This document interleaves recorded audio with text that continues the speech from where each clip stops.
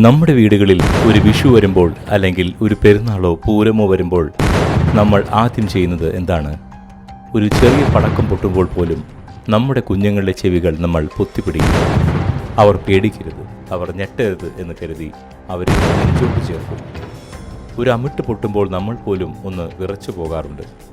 പക്ഷേ ആലോചിച്ച് നോക്കിയിട്ടുണ്ടോ, ഈ ഭൂമിയിൽ തന്നെ ചിലയിടങ്ങളിൽ കുഞ്ഞുങ്ങൾ ഉറങ്ങുന്നത് പടക്കത്തിൻ്റെ ശബ്ദം കേട്ടല്ല, മറിച്ച്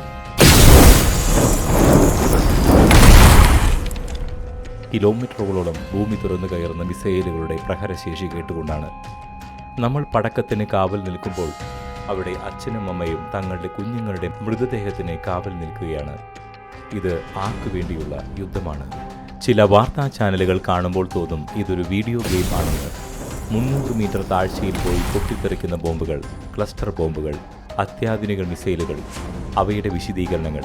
എത്ര ആവേശത്തോടെയാണ് ഇതിൻ്റെ പ്രഹരശേഷിയെക്കുറിച്ച് പലരും വാതോരാതെ സംസാരിക്കുന്നത്. ആ ബോംബുകൾ ചെന്ന് വീഴുന്നത് വെറും മണ്ണിലല്ല സുഹൃത്തുക്കളെ, അത് വീഴുന്നത് ഒരു അടുക്കളയിലേക്കാണ്, ഒരു ക്ലാസ് മുറിയിലേക്കാണ്, അല്ലെങ്കിൽ ഒരു ആശുപത്രി കിടക്കയിലേക്കാണ്. ആ 300 മീറ്റർ താഴ്ചയിൽ തകരുന്നത് ഏതെങ്കിലും ഒരു കുഞ്ഞിൻ്റെ അച്ഛൻ്റെയോ അമ്മയുടെയോ സ്വപ്നങ്ങളാണ്.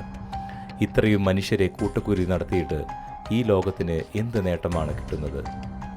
ചില ഭരണാധികാരികളുടെ അഹങ്കാരവും ഭ്രാന്തമായ ചിന്തകളും തീർക്കുവാൻ ഹോമിക്കപ്പെടുന്നത് ലക്ഷക്കണക്കിന് സാധാരണക്കാരുടെ ജീവിതമാണ്.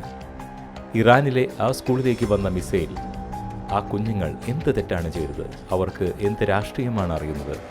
അന്നന്നത്തെ ആഹാരത്തിന് വകയില്ലാത്ത മനുഷ്യർ, ഒരു നേരത്തെ കഞ്ഞി കുടിച്ച് സമാധാനമായി ഉറങ്ങാൻ ആഗ്രഹിക്കുന്നവർ, അവർക്കുമേൽ എന്തിനാണ് ഈ സാമ്രാജ്യ ശക്തികൾ തീമഴ പെയ്യിക്കുന്നത്? ഇവിടെ മതത്തിൻ്റെ പേരിൽ ചിലർ ആക്രോശിക്കുന്നു. ഇസ്ലാം തീവ്രവാദമാണ് ലോകത്തിൻ്റെ ശത്രു എന്ന്. അങ്ങനെ ചിലർ പറയുന്നു. അമേരിക്കയാണ് ലോകത്തിലെ ഏറ്റവും വലിയ വില്ലനെന്ന് മറ്റു ചിലർ. ഇസ്രായേലിനെ മാപ്പിൽ നിന്നും തുടച്ചു നീക്കണമെന്ന് ഒരു വിഭാഗം പറയുമ്പോൾ തിരിച്ചും അത് തന്നെ കേൾക്കുന്നു.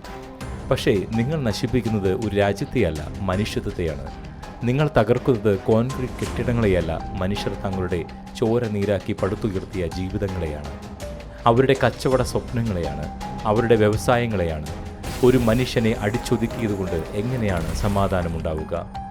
കഴിഞ്ഞ ദിവസം നമ്മൾ കണ്ട ആ ദൃശ്യം മനസാക്ഷിയുള്ള ആർക്കും മറക്കാൻ കഴിയില്ല.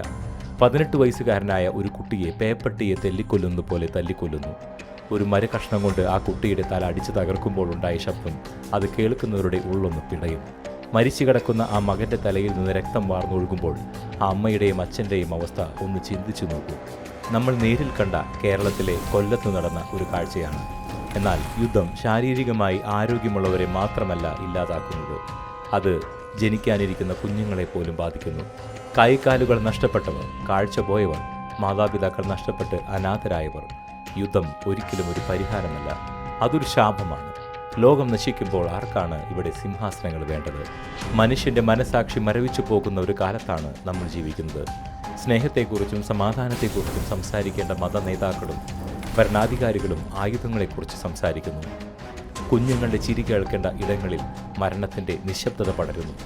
ഇനിയെങ്കിലും നമ്മൾ ചിന്തിക്കേണ്ടിയിരിക്കുന്നു, ഈ വിദ്വേഷം കൊണ്ട് നമുക്ക് എന്ത് നേടാനായി? പട്ടിണിയും ദാഹവും കൊണ്ട് മരിച്ചു വീഴുന്ന കുഞ്ഞുങ്ങളുടെ ശാപമേൽക്കാത്ത ഒരു മണ്ണും ഇവിടെ ബാക്കിയുണ്ടാവില്ല. യുദ്ധം ജയിക്കുന്നവൻ്റെതല്ല, മറിച്ച് മരിച്ചുപോയവൻ്റെയും ബാക്കിയായവൻ്റെയും കണ്ണീരിൻ്റെതാണ്. നമുക്ക് വേണ്ടത് മിസൈലുകളല്ല, വിശക്കുന്നവന് ആഹാരമാണ് നമുക്ക് വേണ്ടത്. ക്ലസ്റ്റർ ബോംബുകളല്ല, കുഞ്ഞുങ്ങൾക്ക് സുരക്ഷിതമായി പഠിക്കുവാൻ ഒരു വിദ്യാലയമാണ്. വരും തലമുറയ്ക്കായി നമ്മൾ കരുതി വയ്ക്കേണ്ടത് വെറുപ്പിൻ്റെ ചരിത്രമല്ല, മറിച്ച് മനുഷ്യത്വത്തിൻ്റെ കരുതലാണ്. ഒരിക്കൽ കൂടി ആലോചിക്കുക. അടുത്ത തവണ പടക്കം പൊട്ടുമ്പോൾ ആ ശബ്ദത്തിൽ ഭയക്കുന്ന കുഞ്ഞിനെ ചേർത്ത് പിടിക്കുമ്പോൾ ഓർക്കുക, ലോകത്തിൻ്റെ ഏതെങ്കിലും ഒരു കോണിൽ ഒരു കുഞ്ഞ് മിസൈൽ ശബ്ദം കേട്ട് ഭയന്ന് വിറയ്ക്കുന്നുണ്ട്. അവന് വേണ്ടി ഉയർത്തുവാൻ നമുക്കൊരു ശബ്ദമില്ലേ?